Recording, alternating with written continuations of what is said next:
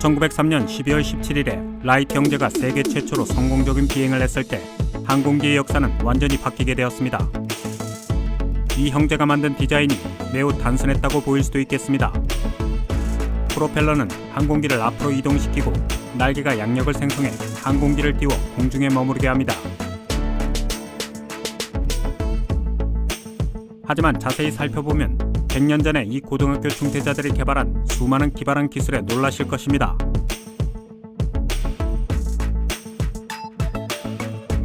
그들의 디자인은 매우 완벽해서 요즘 시대의 현대적인 항공기들도 같은 비행 원리를 사용하고 있습니다. 중요한 부분부터 살펴봅시다. 항공기를 띄우려면 우선 중력의 힘에서 벗어나야 하는데, 다시 말하자면 양력을 만들어내야 합니다. 라이트 형제는 초기에 그들이 글라이더를 가지고 했던 경험을 토대로 양력을 생성하는 아이디어를 냈습니다. 그들은 공기가 구부러진 표면 위로 흐를 때 양력을 발생시킨다는 것을 알았습니다. 속도가 높을수록 더 많은 양력이 생성되었습니다. 그 각도가 커지면 양력도 증가했습니다. 이 양력은 어떻게 생성될까요?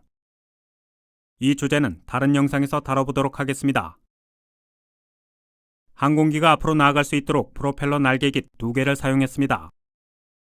형제는 동일한 유선형 날개의 원리로 추진력을 만들어냈습니다. 디자인을 할 때 얇은 프로펠러 날개깃을 사용한 것은 아주 기발했습니다.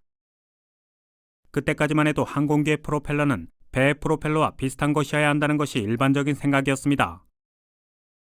하지만 라이트 형제는 항공기가 대기 중에서 효율적으로 작동하기 위해서는 고속으로 돌아가는 좁은 깃이 이상적인 선택이었다는 것을 증명했습니다. 게다가 날개가 반대 방향으로 회전하고 있다는 점에 주목해 주세요. 이것 또한 다른 중요한 디자인적 결정이었습니다. 이렇게 하지 않았다면 항공기를 제어하는 것은 불가능했을 것입니다. 이것에 대해서는 영상 마지막에 알아보겠습니다.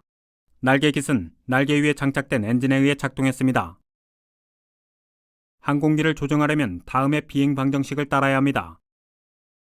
이러한 방정식을 만족시키는 항공기를 설계하기 위해 라이트 형제는 그 당시에 이용 가능한 모든 잘못된 양력 데이터를 버리고 본인들만의 양력 데이터를 개발해야만 했습니다.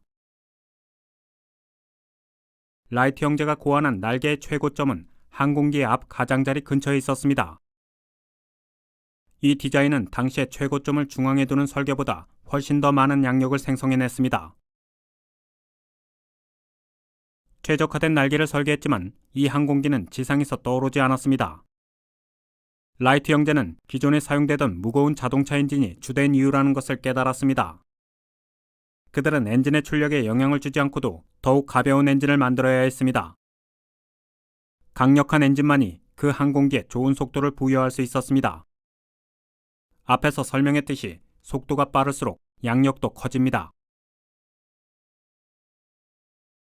그러한 조건에 맞는 엔진을 찾을 수 없자 라이트 형제는 정비사의 도움을 받아 자체적으로 경량 12마력 가솔린 엔진을 설계하고 제작했습니다.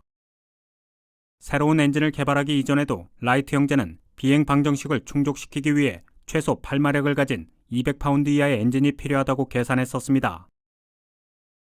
무게를 줄이기 위해 그들은 그때 처음으로 알루미늄으로 크랭크 케이스를 주조하기도 했습니다. 그들은 경쟁자들이 재료를 알지 못하도록 크랭크 케이스를 검정색으로 칠했습니다. 엔진에서 프로펠러 날개 깃으로 동력을 전달하는 데 사용되는 체인 및 스프로킷 메커니즘의 세부적 움직임을 확인해 보세요. 이 디자인과 적절한 비행 속도로 양력은 중력의 끌어당김을 극복하고 이륙했습니다. 이 시각 자료에서 철도 선로를 보셨나요? 그것은 라이트 형제의 또 다른 영리한 디자인적 결정이었습니다. 그들은 모래 지형에서 적합한 비행기의 속도를 내는 것이 불가능하다는 것을 알고 있었습니다.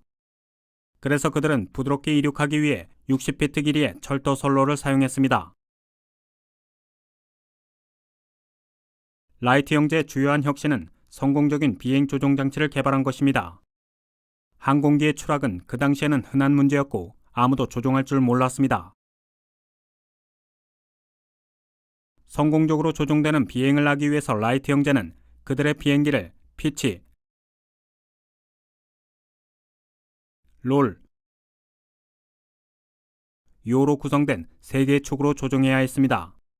그들은 이 임무를 완수하기 위해 다시 유선형 날개의 원리에 의존했습니다. 비행기를 조종하기 위해 라이트 플라이어는 전방에 승강타를 배치했습니다. 이 레버를 움직이면 로프 메커니즘이 승강타의 각도를 바꾼다는 것을 보실 수 있습니다. 만약 승강타가 회전에 올라간다면 유선형 날개의 원리에 따라 상승하는 양력이 있을 것입니다.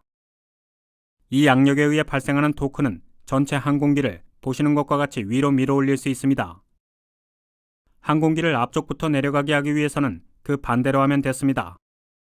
현대적 비행기는 승강타가 뒤에 설치되어 있습니다. 항공기를 좌우로 회전시키기 위해 윌버라이트는 날개 비꼬임이라는 멋진 아이디어를 냈습니다. 날개의 길이 쪽을 따라 비틀어 보면 한쪽 끝에는 받은각이 양이고 다른 쪽 끝에는 음이 될 것이 분명했습니다. 이것은 분명히 양력 불균형 현상을 만들어낼 것이고 비행기는 좌우로 회전하게 될 것입니다. 라이트 형제가 어떻게 실제로 날개 비꼬임을 해냈는지 이해하기 위하려면 이 애니메이션을 보세요.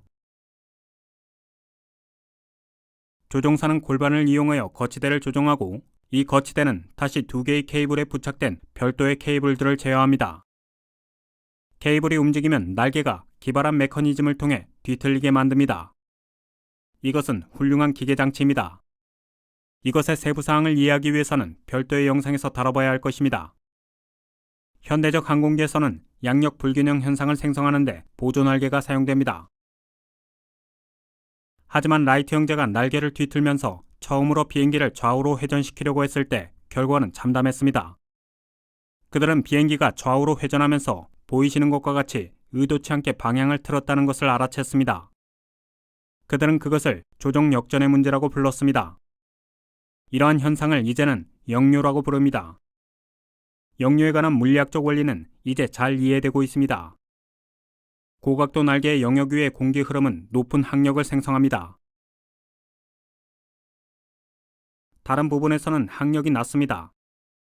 항력의 차이는 비행기가 보이시는 것과 같이 기울어지게 합니다. 라이트 형제는 방향타를 올바르게 배열하며 이 문제를 극복했습니다. 항공기가 이러한 방식으로 기울어지는 경우 그들은 보시는 바와 같이 방향타를 돌렸습니다. 방향타가 생성하는 토크가 정확히 역류 토크를 없앨 수 있도록 말입니다. 여기서 라이트 형제는 또 다른 현명한 조치를 취했습니다. 방향타는 날개가 휘어질 때마다 작동되어야 했기 때문에 그들은 방향타와 날개 뒤틀림 조종기를 함께 연결했습니다. 이 두 동작은 동시에 골반으로 조종되도록 설계되었습니다. 이러한 조종 장치를 효과적으로 사용함으로써 라이트 형제는 항공기에 필요한 안정성을 부여하고 항공기를 상승시키거나 하강시키고 항공기를 부드럽게 회전시킬 수 있었습니다. 자, 이제 영상 중간에 제기된 흥미로운 질문으로 돌아가 봅시다. 라이트 형제는 왜 날개 깃들이 반대 방향으로 회전하게 했을까요? 이것은 회전하는 바퀴에 자이로스코프 효과를 없애기 위한 것입니다. 회전하는 물체에는 각운동량이 있습니다. 라이트 형제가 날개를 같은 방향으로 회전하도록 설계했다고 가정해 봅시다. 이제 조종사는 승강타를 낮춰서 비행기를 조종하고자 합니다. 승강타를 낮추면 분명히 보이시는 것과 같이 토크가 생성될 것입니다. 하지만 비행기는 날개의 각운동량 때문에 예상한 것과 다르게 위로 떠오르지 못합니다. 그 대신 보시는 바와 같이 의도와는 다르게 측면으로 회전할 것입니다. 이 의도하지 않은 현상은 세차 운동이라고 알려져 있습니다. 세차 운동은 뉴턴의 두 번째 운동 법칙과 완벽하게 일치합니다. 각운동량이 변화되는 방향은 적용된 토크의 방향과 동일하다는 것을 보실 수 있습니다. 그러한 예기치 못한 움직임을 극복할 수 있는 유일한 방법은 그 원인, 즉 회전하는 날개의 각운동량을 제거하는 것입니다.